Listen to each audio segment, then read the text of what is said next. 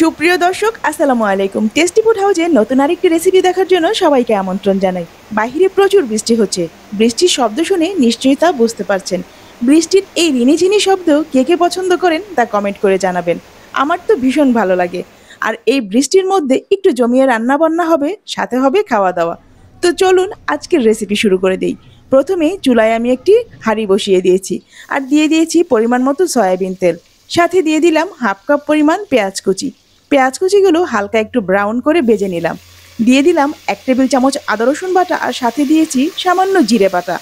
একটু ভেজে নিলাম, এতে করে আদা রসুনের কাঁচা গন্ধটা দূর হয়ে যাবে। আর এখন দিয়ে দিলাম পরিমাণ মতো লবণ। আবারও একটু নেড়েচেড়ে মিশিয়ে নিচ্ছি। আর এখন দিয়ে দেব অল্প পরিমাণে পানি। এখন সব মশলাগুলো আমি একটু কিছুক্ষণ কষিয়ে নেব। আর এবার এখানে নিয়েছি প্রায় 1 কেজির মতো গরুর গোশত। এই গোশতগুলো আমি একটু ছোট ছোট করে টুকরো করে কেটে নিয়েছি। আর এগুলো ভালো করে ধুয়ে নিয়েছি। আর এখন ধুয়ে নেওয়া এই গোশতগুলো আমি এই মশলার মধ্যে দিয়ে দিচ্ছি। আজকের এই রান্নাটা একেবারে সহজ। যারা নতুন রাঁধুনি আছেন অথবা ব্যাচেলর, তারা যদি এভাবে রান্না করেন তাদের কাছে রান্নাটা হবে একেবারে সহজ। তো পুরো রেসিপি দেখে আপনারা একটু শিখে নিন কিভাবে ঝটপট রান্না করবেন। এই যে দেখুন, এখানে আছে রাঁধুনি বিরিয়ানি মশলা। শুধু দোকান থেকে কিনে আনবেন আর ঝটপট রান্না করবেন। আর কিভাবে রান্না করবেন তা আমি দেখিয়ে দিচ্ছি। রাঁধুনি বিরিয়ানি মশলার 1 প্যাকেটের মধ্যেই এখানে সব ধরনের মশলা দেওয়া আছে। আর বাড়তি কোনো মশলাই লাগবে না বিরিয়ানি রান্না করার জন্য। দেখতেই পাচ্ছেন এই প্যাকেটের মধ্যে কত কিছু আছে, যার কারণে আপনার রান্নাটা হবে একেবারে সহজ। আমি এখানে 1 কেজি গরুর গোশত নিয়েছি। আর এই 1 কেজি গরুর গোশতের জন্য 1 প্যাকেট বিরিয়ানি মশলাই যথেষ্ট। পুরো 1 প্যাকেট মশলা আমি গরুর গোশতর মধ্যে ঢেলে দিয়েছি। আর এখন ভালো করে নেড়েচেড়ে মিশিয়ে নিচ্ছি। তারপর কিছুক্ষণ কষিয়ে নেব। আপনি চাইলে এখানে গরুর গোশতর বদলে চিকেন অথবা খাসির গোশতও নিতে পারেন, সেটা আপনার ইচ্ছে। তবে পরিমাপটা ঠিক রাখবেন, তাহলেই হবে। এখানে আমি ভালো করে একটু কষিয়ে নিয়েছি, তারপর আবারও নেড়েচেড়ে মিশিয়ে দিলাম। এখন গোশতগুলো কিন্তু কিছুটা কষিয়ে নেওয়া হয়ে গেছে। আর এবার আমি দিয়ে দিচ্ছি অল্প পরিমাণে গরম পানি। গরম পানি দিয়ে আমি আবারও এই গোশতগুলো নেড়েচেড়ে মিশিয়ে নেব। তারপর আবারও কিছুক্ষণ ঢাকনা দিয়ে ঢেকে এই গোশতগুলো কষিয়ে নেব। গরুর গোশত হতে একটু সময় লাগে, আর সেজন্যই আমি এখানে গরম পানি দিয়ে এবার এই গোশতগুলো ভালো করে কষিয়ে নেব। অন্যদিকে একটা কড়াইতে আমি বিরিয়ানির জন্য কিছু আলু কেটে নিলাম। আলুগুলো ছোট ছোট সাইজ করে চৌকো করে কেটে নিয়েছি। আর এখন এই যে দেখুন, গোশতগুলো মাঝে মাঝে আমি একটু নেড়েচেড়ে দিচ্ছি, যাতে পাতিলের তলায় লেগে না যায়। গোশতগুলো খুব ভালো করে আমার কষানো হয়ে গেছে, কিছুটা ঝোলও কমে এসেছে। আর এখন দিয়ে দিচ্ছি প্রায় হাফ কাপের মতো টক দই। আর এখন আমি দিয়ে দিচ্ছি কেটে রাখা সেই আলুগুলো। বিরিয়ানি রান্নায় আলু অনেকেই পছন্দ করেন না, আর সেজন্য আলু ছাড়াও আপনি খুব সুন্দর করে এভাবে বিরিয়ানি রান্না করে নিতে পারেন। আমার কাছে ভালো লাগে, সেজন্য আমি আলু দিয়ে আজকে বিরিয়ানি রান্না করব। সবকিছু একসাথে ভালো করে নেড়েচেড়ে ঢাকনা দিয়ে রান্না করার জন্য রেখে দেব।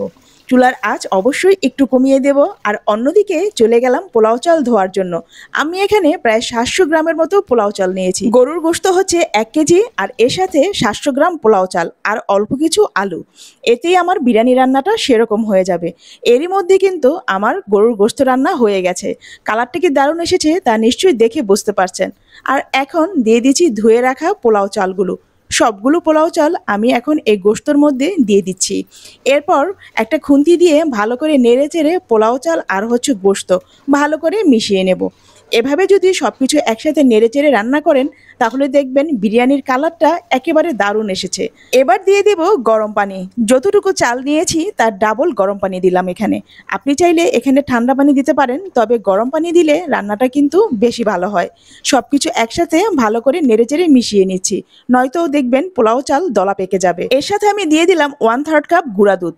1/3 কাপ গুঁড়া দুধ 1 কাপ পানির সাথে আমি মিশিয়ে নিয়েছি। তারপর এখানে দিয়ে দিলাম। এখন দিয়ে দিচ্ছি পরিমাণ মতো লবণ। আরও সাথে দিয়ে দিচ্ছি কয়েকটা কাঁচামরিচ। বিরিয়ানিতে কিন্তু কাঁচামরিচ দিলে ফ্লেভারটা অনেক দারুণ আসে। আবারও আমি একটু নেড়েচেড়ে সব কিছু মিশিয়ে নিলাম। কিছুক্ষণ পর পর একটু নেড়েচেড়ে দিবেন, নয়তো কিন্তু পাতিলের তলায় লেগে যাবে। আর তখন দেখবেন বিরিয়ানির ঘ্রাণটা কিন্তু ভালো আসবে না। বিরিয়ানির পানি পুরোপুরি শুকিয়ে না আসা পর্যন্ত আমি একটু পরপর নেড়ে দিয়েছি, আর এর জন্যই পাতিলের তলায় লেগে যায়নি। আর এখন বিরিয়ানির পানি পুরোপুরি শুকিয়ে এসেছে। আর এরপর আমি চুলার উপর থেকে বিরিয়ানির পাতিলটা তুলে নিয়ে এখানে বসিয়ে দিলাম একটা ভারী তাওয়া। আর এখন এই তাওয়ার উপর বিরিয়ানির পাতিলটা বসিয়ে দেব।